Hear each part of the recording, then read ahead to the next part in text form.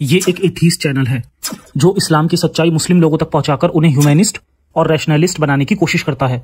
हमारा मकसद मुस्लिम लोगों के प्रति किसी तरह की नफरत फैलाना या उन्हें नीचे दिखाना नहीं है।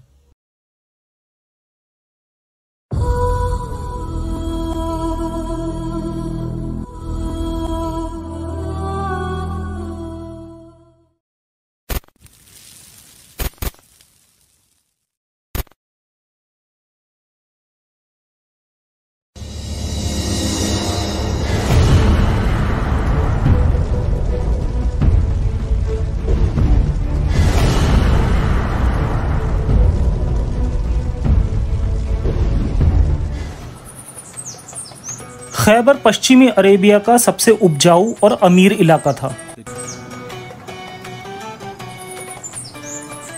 वहां रहने वाले ज्यादातर यहूदी किसान थे जो कि वहां के बड़े बड़े किलों में रहते थे।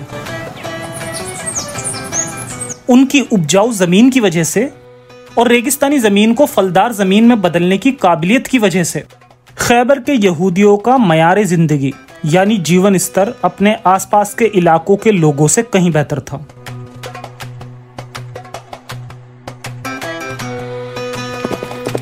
मदीना से निकाले जाने के 1 साल बाद हुआई इब्ने अख्ताब ने मदीना वापस आने का फैसला किया।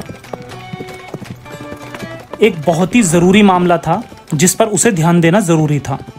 उसका इरादा अपने दोस्त काब बिन असद की मदद करने का था, जो कि यहूदी कबीले बनु कुरैज़ा का मुखिया था, जो कि मदीना का आखिरी बचा यहूदी कबीला था।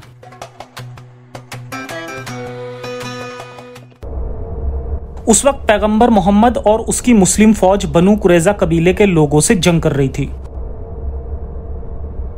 हुआई बनु कुरैज़ा कबीले के उसी किले में था जब उन्होंने पैगंबर मोहम्मद के सामने हथियार डाले, मगर पैगंबर के मन में यहूदी जंगी कैदियों के लिए कोई रहम नहीं था। आइए इब्ने इसहाक द्वारा सीरत रसूल अल्लाह के पेज 464 के एक्सप्लेनेशन को देखते हैं। तब रसूल ने बाहर मदीना के बाजार में खंदकें खोद डाली, जो आज की तारीख में भी इसका एक बाजार है। तब उन्हें खंदक तक लाया गया और नबी ने उनको खंदक में लाकर उनके सिर कलम कर दिए। जैसे जैसे उनको उसके सामने टोलियों में लाया गया, हर एक टोली में लगभग 5 कैदी थे। उन्हें पैगंबर के सामने खंदक की ओर मुंह करके घुटने के बल बैठने के लिए मजबूर किया जाता था और तब सैनिक अपना काम कर देते थे। उनमें से अल्लाह का दुश्मन हुआई इब्ने अख्ताब और उनका मुखिया काब बिन असद भी थे। उस दिन पैगंबर ने कितने यहूदी कैदियों का कत्ल किया? कुल मिलाकर 600 या 700 कैदी थे, जबकि कुछ आंकड़े इसको 800 या 900 भी बताते हैं। ये तब तक चलता रहा जब तक कि रसूल ने उनका खात्मा नहीं कर दिया। इस वाक्य को ज्यादा डिटेल में जानने के लिए आप मेरी ये सीरीज और स्पेशली ये वीडियो जरूर देखें। पैगंबर मोहम्मद द्वारा मदीने के यहूदियों को निकालने और कत्लेआम के 2 साल बाद नबी ने खैबर के यहूदियों पर हमला करने का फैसला किया। लेकिन हमले की वजह क्या है? इसके बारे में तबरी वॉल्यूम 8 पेज 117 में मिलता है।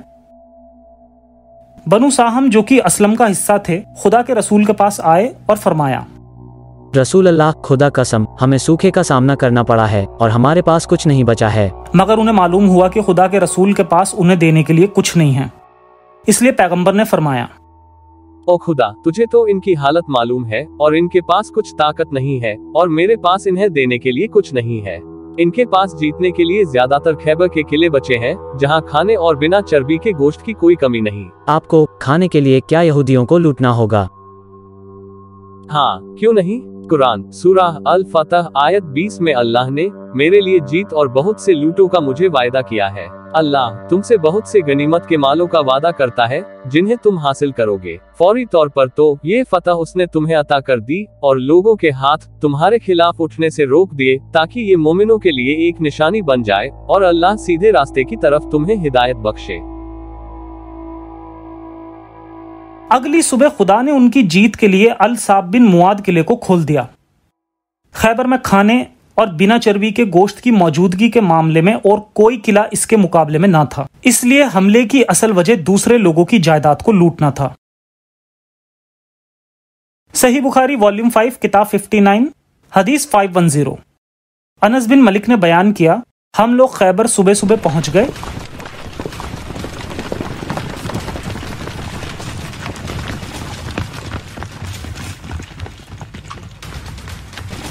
और उस समय खैबर के लोग अपने बैलचों के साथ बाहर आए थे, और जब उन्होंने पैगंबर को देखा तो वो चिल्लाए,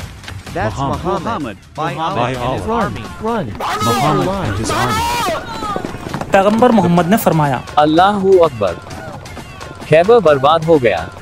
हमलावर मुसलमानों से निपटने के लिए अपने सभी लड़ाकों को एक फौज के रूप में एकजुट करने की बजाय यहूदियों ने हमला खत्म होने की आस में अपने किलों में छिपना बेहतर समझा। ये बचाव का तरीका लंबे समय तक काम नहीं आया, क्योंकि मोहम्मद ने थोड़े ही समय में एक एक करके उनके सभी किलों पर कब्जा कर लिया। मोहम्मद ने मरहब किले से छीनी हुई गुलेल का इस्तेमाल बाकी किलों की दीवारों को बर्बाद करने के लिए किया।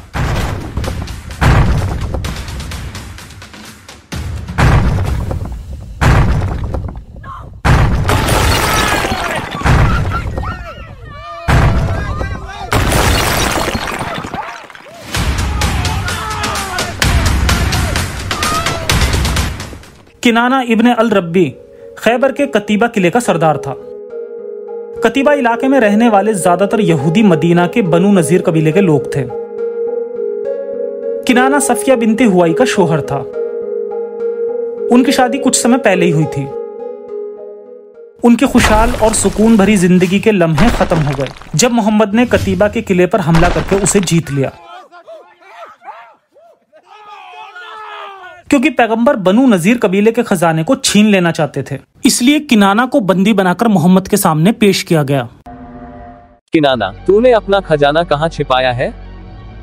खजाना? हमारे पास कोई खजाना नहीं है, हम किसान हैं, तेरी तरह डाकू नहीं। किनाना, अपनी जुबान संभाल कर बात कर, तू अल्लाह के पैगंबर से बात कर रहा है। अल्लाह का पैगंबर? माई फुट, तू एक कातिल और बलात्कारी है। जुबैर, इसको टॉर्चर करके इससे राज उगलवाओ। जी रसूल अल्लाह। जुबैर ने कुछ सूखी लकड़ियां लेकर उन्हें किनाना की छाती पर सुलगा दिया और एक छड़ से इधर उधर हिलाने लगा ताकि उसे ज्यादा से ज्यादा दर्द हो।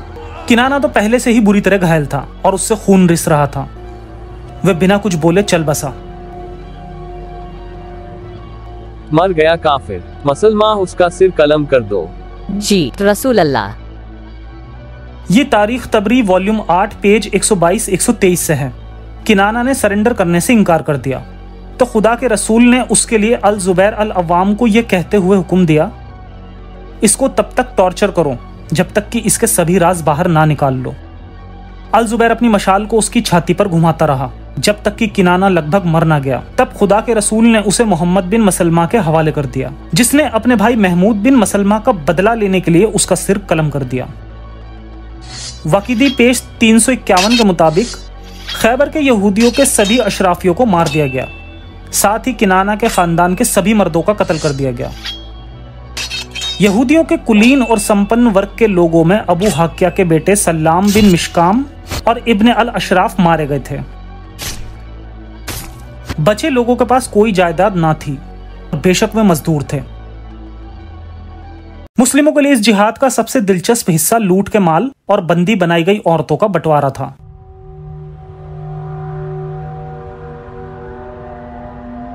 पैगंबर ने अपने लिए सबसे बेहतरीन छांटने के लिए पहला मुआयना किया। सही बुखारी नंबर 335, पैगंबर ने फरमाया, लूट का माल मेरे लिए हलाल कर दिया गया है, मगर मुझसे पहले किसी और के लिए यह हलाल नहीं था।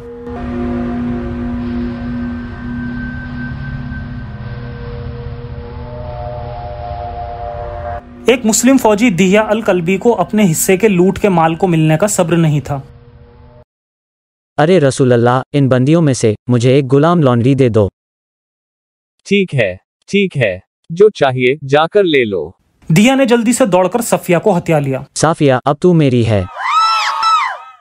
थे, ये तो मुझे भी चाहिए थी। अरे नहीं, इसको तो सबसे बढ़िया वाली मिल गई। जो सोएगा सो खोएगा। अगर हमें साफिया नहीं मिल सकती तो दिहिया को भी नहीं मिलनी चाहिए। हाँ, चलो चलते हैं, पैगंबर से मिलते हैं। उस वक्त पैगंबर मोहम्मद लूट के माल का बंटवारा कर रहे थे। अल नाता और शिकर किले से लूटा गया सभी माल फौजियों को मिलेगा। कतिबा इलाके का सारा माल मेरा होगा। दिया सफिया को अपने कमरे में ले गया। साफिया, मैं तुझे पहले से ही तब से जानता हूँ जब तू मदीना में रहती थी। मैं तुझे हमेशा अपने लिए चाहता था। अब अल्लाह ने मेरी ख्वाहिश पूरी कर दी। मुझे छूना भी मत। तू मुझे चाहने लगेगी। साफिया, तेरी हिम्मत कैसे हुई? मैं पहले से शादीशुदा हूँ।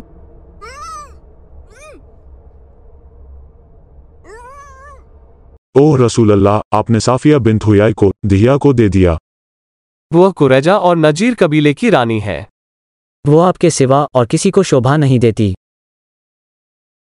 सही मुस्लिम किताब 8 नंबर 3329।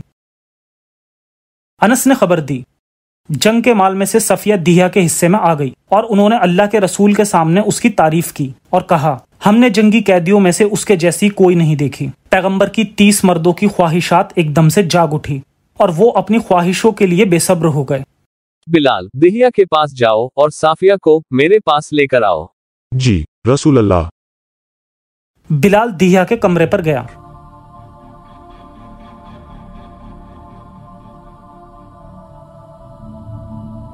ये मैं अभी मशगूल हूँ, निकल यहाँ से।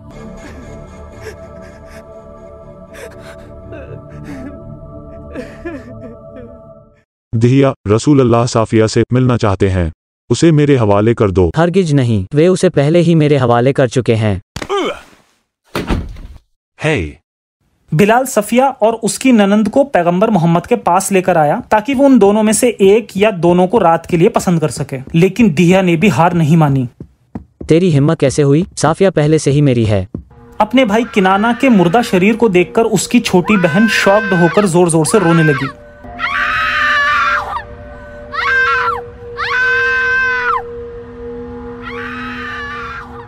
रहमतुल्लाह मोहम्मद नाराज हो गए और कहा, इस चुड़ैल को मुझसे दूर कर दो।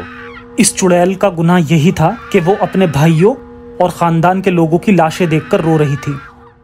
बिलाल, क्या तुम में कोई हमदर्दी नहीं है जो कि तुम इन दोनों औरतों को अपने मुर्दा शौहर और भाइयों के पास से लेकर आए? ओह रसूल अल्लाह, मैंने सोचा नहीं था कि आपको इससे नफरत होगी। मैं चाहता था कि वे अपने लोगों की बर्बादी खुद ब खुद देख लें। सफिया को पैगंबर के सामने पेश किया गया।